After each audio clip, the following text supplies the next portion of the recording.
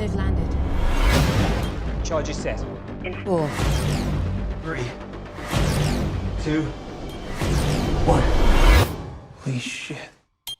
Hello, my name's Siobhan Bermingham and you are watching The Fan Carpet. We are here at the View Cinema in Leicester Square for the premiere of Stratton. Your films are often about action genres. Is that something you've always been passionate about? Where did the love of action films come from? Well, I mean, I must admit, I did grow up on James Bond films, like a lot of people. I've made films all over the world, mostly in Hollywood, but I really wanted to make a British action film, and with a British action hero. And I was looking for a really authentic character for quite a few years to base this on, and I didn't have much luck until I was given these Duncan Falconer books, which is about an SBS officer, which is a very secretive special forces unit based in the Navy. And everybody knows the SAS or the US Navy SEALs, but these guys were the originals. And I didn't think they'd been exposed to the world that much. There was one film made about them in the 50s called The Cockleshell Heroes. But other than that, no one's ever made an SBS film as far as I know. So it's sort of uncharted territory, but a great source, because I spoke to real SBS officers. I spoke to Duncan Falconer, who wrote the books, who was in the SBS. So I had this huge wealth of knowledge of what these guys do over the last 60 or 70 years, and I try to cram as much of that in the film as possible and make a new British hero. Tell us, as an SBS operative, what research did you have to do for a role like that? Well, I had to train quite extensively, and that, I think I came very late to this project, so I think the moment I said we were going ahead with it, I think I flew to Italy to meet someone who was just come out of the Special Boat Services, who trained me in the underwater gear and being able to do emergency mask changes. And the first thing we actually shot, I was underwater in these tubes that were filled and you were unable to get out of, so I had to learn how to use emergency packs, and I'd never really done proper deep sea scuba diving before, so that was all part of the training. I had to, again, there's such specificity to this work, and it's, the accuracy is monumental, so I had to with the guns, I didn't ever want that to look, with the weapons, I didn't want them to look in any way false, and I owed that to the people who do it as a job, to the people who have trained that hard, and to the guy who was there training us. And but I really enjoyed it, and all the car chases we did, they are very specially trained and very unique, but very different to the Navy SEALs in that they're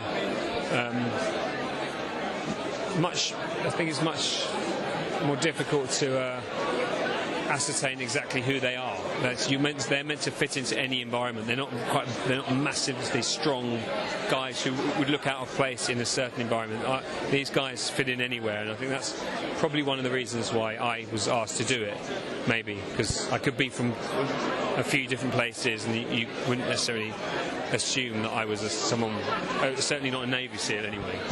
Just the fact that it was an action movie, I think, and the people attached to the movie, Simon West being the director, grew up watching Con Air, sort of an absolute classic, so the chance to work with him was great. Dominic, who played John Stratton, the lead, I know Dom as well, so super excited to work with him, and the rest of the cast were just fantastic, great players from America, good cast from England, so yeah, it was just too good a chance to turn down.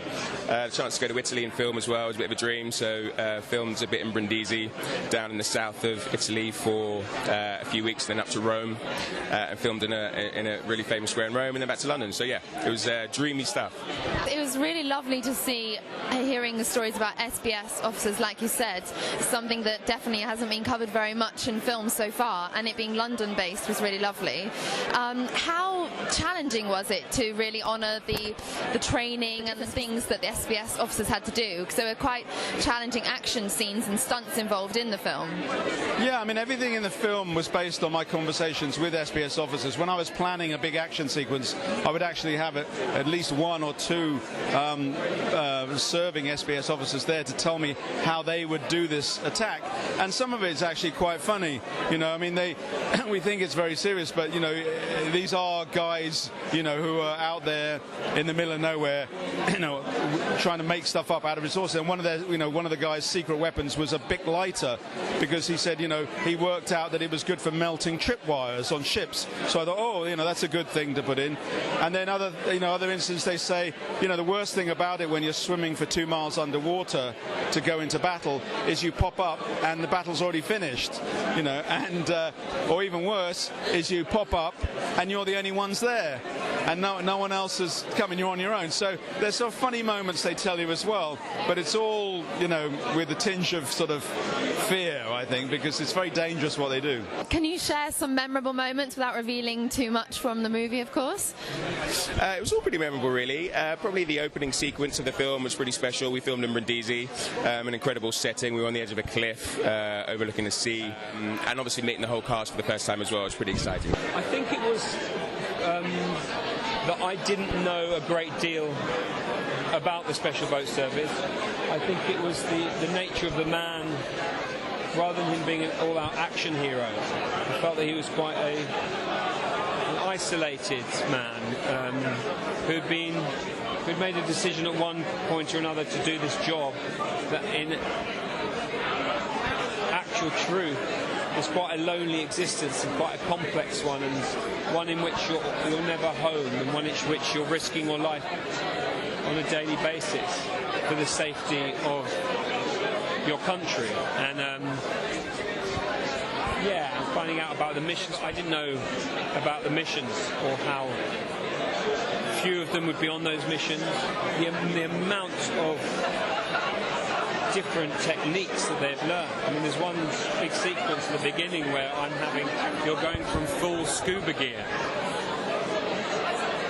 full immersive scuba gear with everything attached to you, which is so heavy, onto the beach where you'd be running into an ammunition factory or wherever it is, and then be alert enough to aim and shoot a gun. I mean, it's extremely intensive, and it makes you have much more gratitude for the people that do that work to protect us.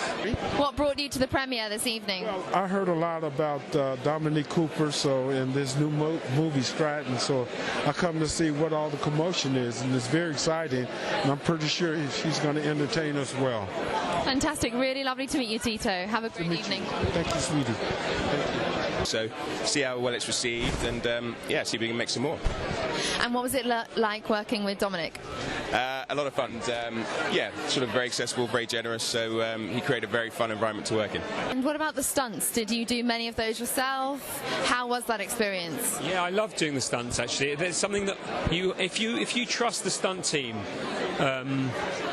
then you invest in the stunts. If you believe that the stunts are believable and there for a reason, like fight sequences that are kind of just there to be back. These were all very specific again and very well researched, and I loved doing them, and I trusted all the people around me. So leaping from a moving car into a bus was terrifying, and it nearly went wrong, but I did it, and it was good, and it made you feel the part. It gave you the adrenaline, and it gave you to lead on to the next scene, or to kind of feel that you were very much part of this unique establishment. And I'm very privileged to be allowed to be playing those guys who are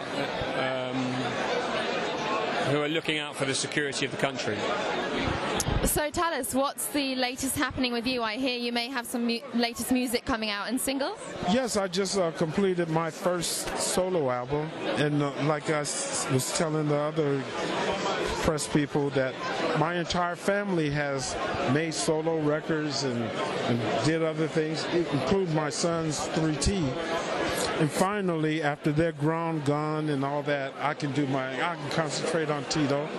So I just released my very first album with Jocelyn Brown on the first single, entitled When the Magic Happens. And on my album, not just Jocelyn Brown, I have feature songs with Big Daddy Kane, and with Betty Wright, and also with my son's 3T. So we have some good things and some great surprises in the future. Exciting. So when are they coming out? Have you got a time frame you can give to us to reveal? The first single in the album will be out this week, and the name of the album is entitled Tito Time. So I hope everyone enjoy it and purchase the album and just spread the word. Definitely, fantastic. You've been watching The Fan Carpet. Remember to follow us on Facebook, Twitter and Instagram, and we'll have more for you soon. Someone once asked Napoleon about his battle plans. He said, show up and see what happens.